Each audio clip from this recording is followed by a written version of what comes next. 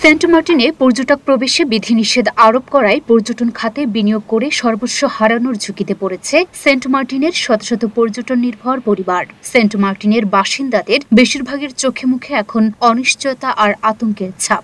ওয়ালটনের পণ্য কিনে জিতে নিতে পারেন নগদ 20 লক্ষ টাকা। Double million offer! Walton fridge কিনে পেতে পারেন 20 লক্ষ টাকা। রয়েছে কোটি কোটি টাকার নিশ্চিত উপহার। নারিকেল জিঞ্জিরা খ্যাত দেশের একমাত্র প্রবাল দ্বীপটির অধিকাংশ বাসিন্দার আয়ের বড় অংশ পর্যটকদের উপর নির্ভরশীল। তাদেরকেও জীবিকার লড়াইয়ে হঠাৎ অনিশ্চয়তা দেখছেন, কারো আবার ঋণের বোঝা মাথায় নিয়ে ভিটেমাটি হাতছাড়া হওয়ার উপক্রম। পরিবেশের দোহাই দিয়ে হুট করে সরকারের এমন সিদ্ধান্ত অনেকেরই বোধগম্য নয়। পরিবেশের যে একটা সিদ্ধান্তের মধ্যে মানুষ বিভ্রান্তে পড়ে গেছে এক কথা। কেননা সিদ্ধান্তটা তাদের আরও আগে নেওয়া উচিত ছিল বা আরও কিছু বলা উচিত ছিল। হুট করে সিদ্ধান্ত নেওয়া আমাদের জন্য এটা অত্যন্ত দুঃখজনক এবং কষ্টকর বিষয়। কেননা আমরা এই খাতে আমরা বিনিয়োগ করে ফেলছি অলরেডি। এখন যদি আমরা এই খাত থেকে সরে যাই বা এই খাত থেকে সরানোর কোনো একটা সিস্টেম আমরা খুঁজে পাচ্ছি না। ওনার উচিত ছিল আগে আমাদেরকে কোনো একটা পরিবেশ বান্ধব আমরা মানতে রাজি, আমরা আইন মানতে রাজি, কিন্তু আমরা এমন অবস্থায় হুট করে একটা সিদ্ধান্ত আমাদেরকে জানিয়ে দিল যা আমরা আসমান আমাদের মাথা ভেঙে পড়ছে এরকম একটা অবস্থা। অনেকেই সিজের সব সম্পদ আর ব্যাংক ঋণ নিয়ে বিনিয়োগ করেছিলেন পর্যটন খাতে।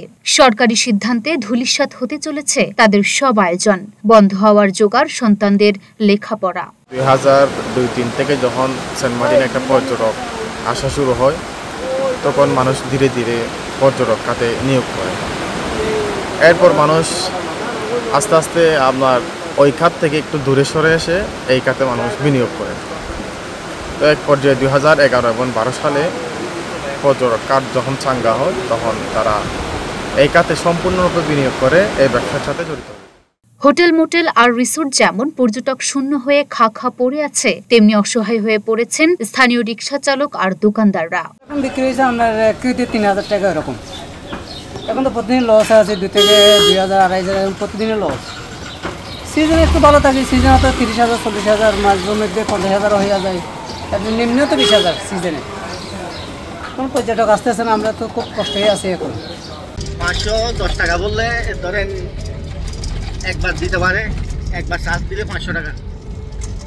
500 টাকার মধ্যে ধরেন 300-400 টাকা পাই, আর বাজার নিলে 4 টাকা নাই, আর ধরেন চার্জের বিল ফুসাইতে পারি না।